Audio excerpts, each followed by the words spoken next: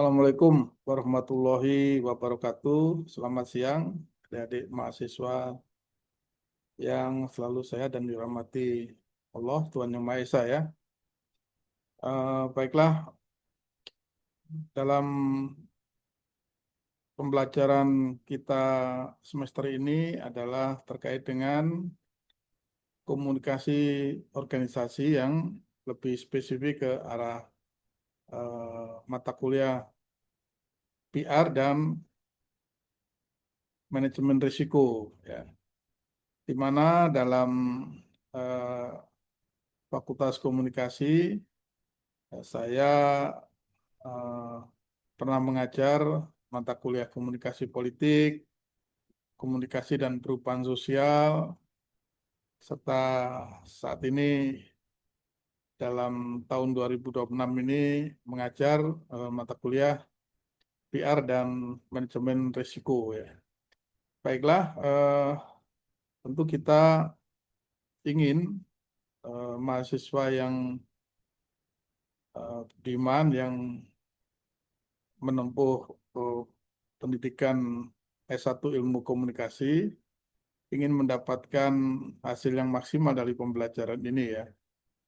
Nah, tentu eh, kita akan sampaikan bahwa bagaimana hak-hak mahasiswa, kewajiban mahasiswa itu eh, menjadi hal yang harus disepakati dalam proses pembelajaran ini, terutama bagaimana seharusnya berperilaku di tempat perkuliahan ya. Tentu harus ada disiplin waktu, kemudian menghargai pendapat orang lain, pendapat teman-teman pada saat diskusi, menjunjung tinggi kejujuran akademik, dan menggunakan referensi-referensi yang kredibel, ya, tidak sembarangan dalam proses menyelesaikan tugas-tugas atau berdiskusi dalam kelompok yang mengkaitkan atau mengambil atau mengutip dari beberapa teori atau pendapat tokoh-tokoh tertentu. Kemudian kita berharap adik-adik bisa berpartisipasi aktif ya dan dalam diskusi. Nah, tentu kita harus sepakati setiap kali perkuliahan dimulai, kita akan melakukan absensi. Kebetulan di Universitas Ciputra Surabaya ini semua absensinya sudah menggunakan barcode ya, tiap mahasiswa bisa scan di handphone masing-masing dan ya kita tunggu sampai 15 menit. Itu kalau sudah lewat 15 menit ya meskipun mahasiswa itu hadir ya, cukup bisa mengikuti materi perkuliahan tapi absensinya mungkin bisa ditangguhkan ya, kecuali ada izin tertentu yang sudah diberitahukan sebelumnya. Nah, untuk proses penilaian saya kira ini hal yang umum ya. Nanti ada tugas-tugas selain perkuliahan, ada penugasan seperti eh, melakukan proyek untuk membuat tugas-tugas kelompok yang dipresentasikan. Kemudian ada partisipasi aktif individu di kelas dalam eh, interaksi yang terjadi, apakah itu bertanya atau memberikan pendapat-pendapat ya. Nah, komposisinya tentu di ujian tengah semester itu 25%, di ujian akhir semester mungkin 20% juga, dan 20% ada tugas kelompok ya. Tugas kelompok, kemudian tugas-tugas individunya 20%, dan hal yang terkait dengan partisipasi kita 10%. Nah, kemudian apa sebenarnya eh, yang harus dipelajari ruang lingkup materi ini terkait dengan eh, PR dan manajemen risiko ya, bahwa PR itu merupakan satu fungsi strategis dalam membangun dan menjaga reputasi organisasi di era digital ya.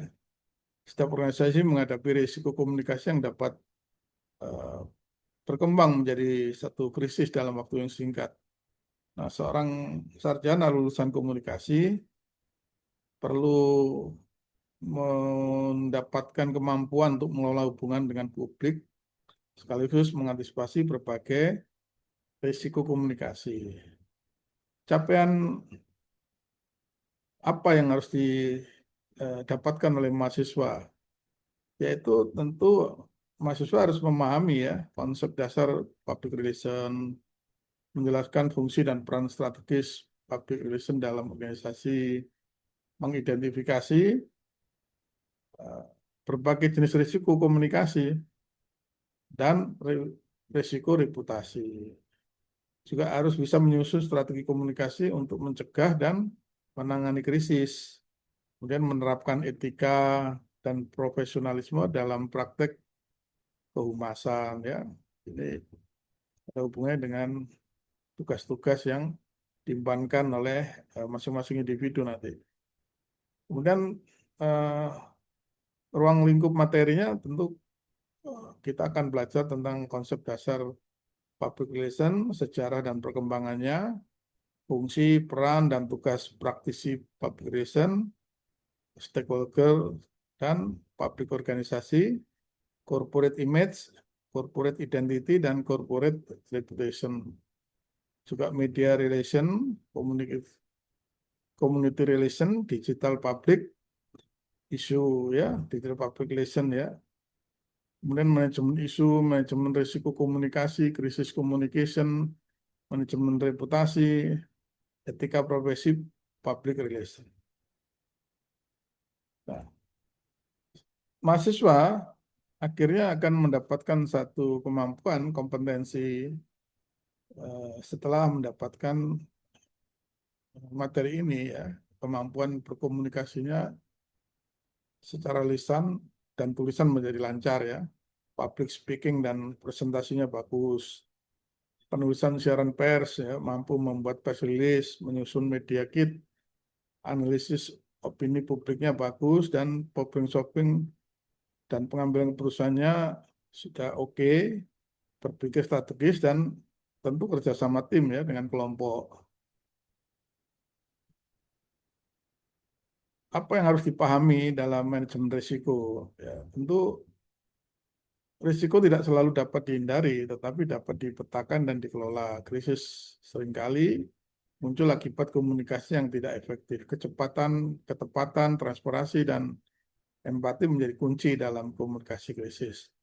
Metode pembelajarannya ya seperti ceramah yang saya lakukan ini ya, dan nanti ada cuplikan-cuplikan dari beberapa proses perkuliahan dan foto-foto, karena tidak semua eh, waktu ngajar itu didokumentasikan. Mungkin kalau foto-foto banyak, karena itu bagian dari dokumentasi untuk eh, mengirimkan absensi ya.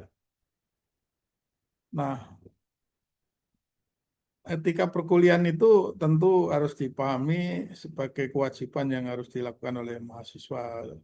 Sedangkan dosen juga begitu, juga datang tepat waktu, kami terus memberikan perkuliahan dengan baik, dan tentu menjaga etika semuanya baik sebagai dosen maupun mahasiswa. Pada kesimpulannya, sebagai sarjana komunikasi nanti ya, akan memahami bagaimana public relation itu bukan sekedar membangun citra yang baik, tetapi membangun kepercayaan, trust ya, melalui komunikasi yang jujur, strategis, dan beretika. Sedangkan manajemen risiko melengkapi kemampuan tersebut dengan mengajarkan cara mengidentifikasi potensi masalah, mengantisipasi dampaknya, serta menjaga reputasi organisasi dalam situasi normal maupun krisis. Kompetensi ini akan menjadi bekal penting bagi lulusan ilmu komunikasi yang akan berkarir sebagai praktisi public relation, konsultan komunikasi, jurnalis, komunikator pemerintah, maupun manajer dari perusahaan-perusahaan yang terkenal ya. Itulah hal yang harus dimiliki oleh adik-adik nanti saat menjadi sarjana komunikasi. Baiklah, sebagai syarat untuk memenuhi PDD UKT PT, maka ini ada beberapa cuplikan pengajaran yang saya lakukan dan baik secara langsung maupun foto-foto ya yang saya tampilkan ini tadi. Semoga ini bermanfaat untuk kita semuanya. Terima kasih. Assalamualaikum warahmatullahi wabarakatuh. The new landscape of crisis ya, krisis modern bersifat hybrid ya, karena semua sudah pada menggunakan sistem digital, jadi baik bersifat yang offline, online, dan algoritmik. Artificial intelligence itu mempercepat eskalasi opini publik ya. Jadi sekarang ini tidak perlu panik, tidak perlu apa ya, kita ngikutin aja karena memang perkembangan dunia teknologi ini ya seperti itu, percepat.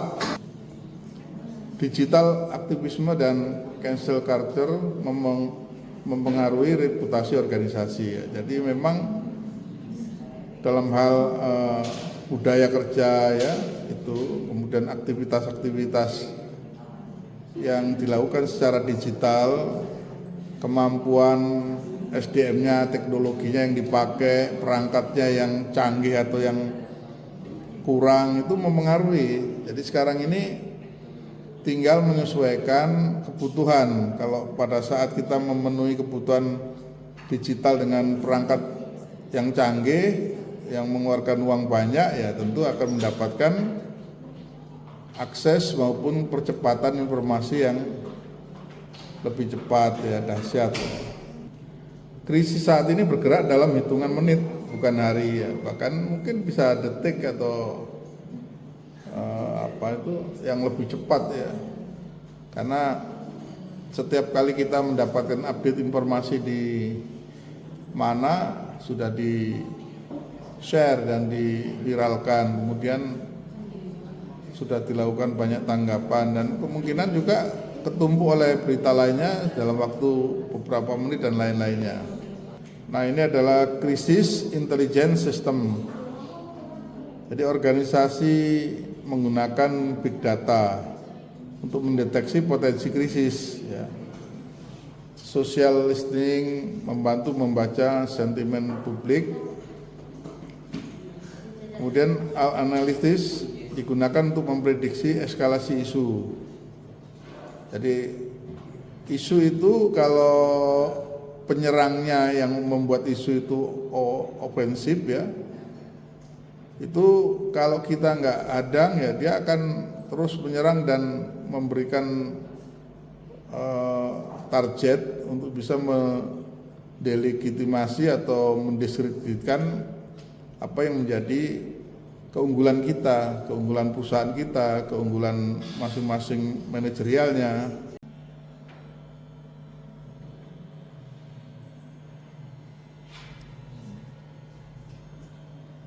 Board monitoring menjadi pusat pengambilan keputusan. Jadi ada sebuah sistem yang selalu diciptakan dalam perusahaan-perusahaan modern, itu ada dashboard ya. Jadi dashboard itu semacam panduan ya kalau strategic crisis governance. Krisis governance mengintegrasi komunikasi, hukum dan manajemen risiko ya. Jadi kalau kita bicara kealpaan, teledor, kemudian ada hal yang bersifat malpraktek, risiko, serangan dan lain-lain, itu pasti dampaknya hukum. Tapi dalam setiap perjanjian kita selalu mengutamakan musyawarah. Misalnya ada hal yang terkait dengan prestasi, tidak dipenuhinya kewajiban masing-masing pihak, maka biasanya aturan kesepakatan kita itu akan diselesaikan secara musyawarah. Bila tidak dicapai kesepakatan, maka diselesaikan di meja hijau atau pengadilan. Organisasi membutuhkan SOP lintas divisi ya. SOP itu kan aturan yang diciptakan internal yang sesuai kebutuhan. Jadi baik itu keluarga kecil, perusahaan kecil, UMKM, perusahaan menengah, perusahaan besar ya bisa membuat SOP sendiri. Itu tergantung kitanya seperti apa, mau seperti apa, bisa menjiplak dari yang lainnya, bisa meminta bantuan AI, bagaimana membuat SOP, saya mempunyai usaha ini dan sebagainya. Psikologi of public panik. Jadi ini makanya saya bilang tadi kita harus santai saja ya menghadapi situasi perkembangan modern ini. Mau dikejar pun kalau kecepatan perubahan update dari informasi dari AI itu berkembang cepat, kita sebagai manusia tidak akan pernah mampu mengejarnya. Jadi publik itu bereaksi berdasarkan emosi, bukan hanya dengan fakta. Fear communication dapat memperbesar krisis ya. Jadi kalau bisa kita selalu mengendalikan krisis itu selalu ada memang, tapi jangan menjadi satu beban yang memperbesar kemunduran atau mundurnya reputasi, produktivitas dan nama baik perusahaan. Narasi empatik lebih efektif dibanding komunikasi defensif ya. Jadi memang kita harus aktif, harus tidak boleh bertahan, diserang hanya bertahan, diserang bertahan, tidak bisa. Jadi diklarifikasi dan diperjelas posisi kita. Psikologi massa harus dipahami dalam strategi komunikasi. Nah, ini biasa saja, yang penting Anda sebagai sarjana komunikasi harus pintar ngomong lah gitu ya. Pintar ngomong, karena komunikasi itu ada dua, verbal dan non verbal. Kalau verbal itu ya apa yang terucap dari kita, harus ngomong aja. Jadi ngomong salah enggak apa-apa, tapi ngomong yang bohong ya enggak boleh ya. Jadi ngomong salah karena datanya kurang pas kita miliki, atau kita keselip informasi yang harus kita sampaikan nggak kesampaian, atau kita tidak mendapatkan informasi yang akurat. Algorithmic crisis and social media. Algoritma media sosial itu mempercepat viralitas kritis ya. Jadi bisnis sekarang pun di data center itu adalah bisnis yang ada kaitannya dengan algoritma ini. Jadi seseorang bisa top, bisa cepat punya penghasilan dan income itu karena algoritmanya tinggi, dan itu menjadi dasar dari publikasi atau rating atau hal-hal yang memang menjadi tujuan dari promosi aplikasi tertentu atau produk tertentu. Trending topic dapat membentuk reputasi organisasi. Jadi trending topic itu bagian dari proses radikalisme publikasi.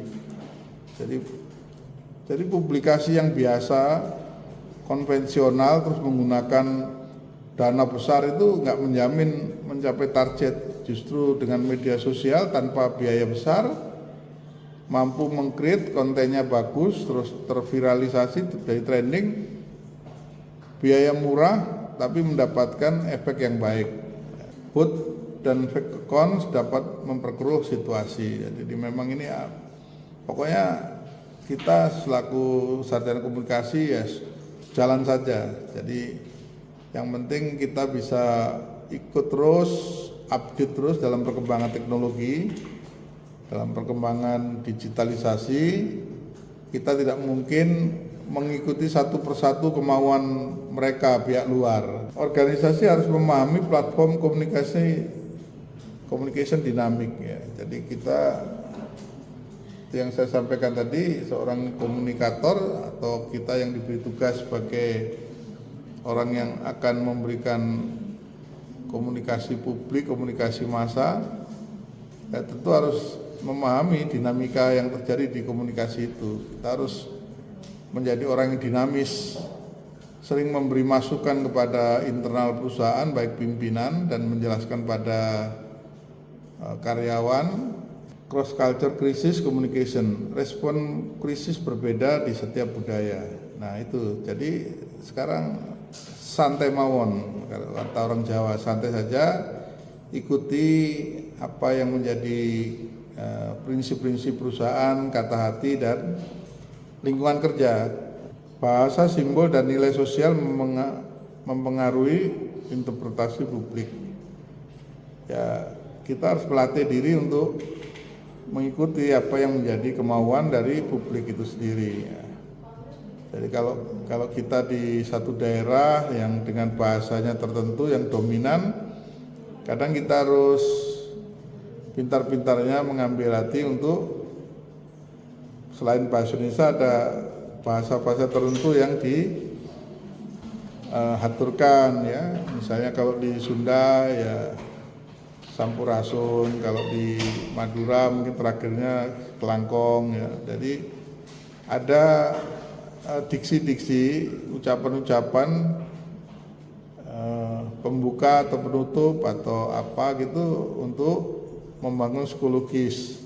Global companies membutuhkan komunikasi multikultural. Jadi komunikasi multikultural itu ya kita harus memahami berbagai budaya multikultur.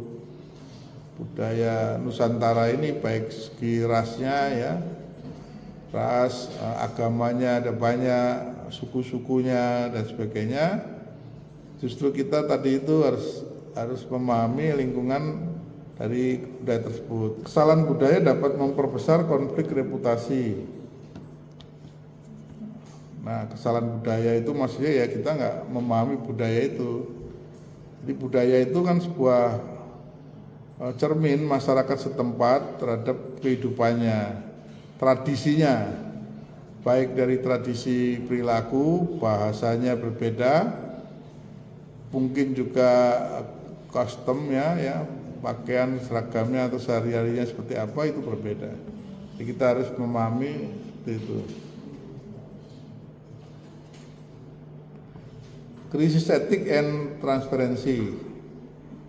Etika menjadi fondasi utama komunikasi krisis modern. Jadi selain hukum, ada etika yang harus dipenuhi. Etika itu mengandung komitmen. Jadi kalau kita berbicara dalam konteks negosiasi bisnis, kadang-kadang kan belum dilakukan kontrak tertulis.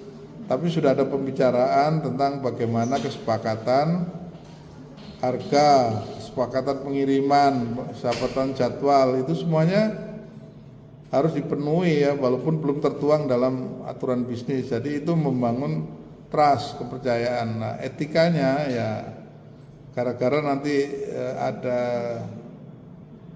sabotase, ada dibaca atau ditawari yang lebih baik dari perusahaan lain, terus akhirnya membatalkan dan menjadikan ini saya kira ini melanggar etika ya. Jadi suatu yang tidak pantas dilakukan. Jadi selain hukum itu ada etika. Kalau hukum jelas karena dasar hukum itu kan hukum positif. Hukum positif itu maksudnya sesuatu yang bersifat aturan yang sudah diatur, masyarakat itu tahu atau tidak tahu dianggap tahu. Jadi hukum itu berlaku secara universal dan memaksa. Jadi adik-adik misalnya nggak tahu ini, saya nggak tahu undang-undang ini melanggar ini, pasalnya nggak tahu, tapi dianggap tahu karena hukum itu berlaku bersifat universal dan memaksa. Oleh karena itu hukum tertulis selama itu diundangkan, diberlakukan ya berlaku. Kalau etika ini kan tidak tertulis, tapi ini menyangkut trust, menyangkut kepercayaan terhadap masyarakat.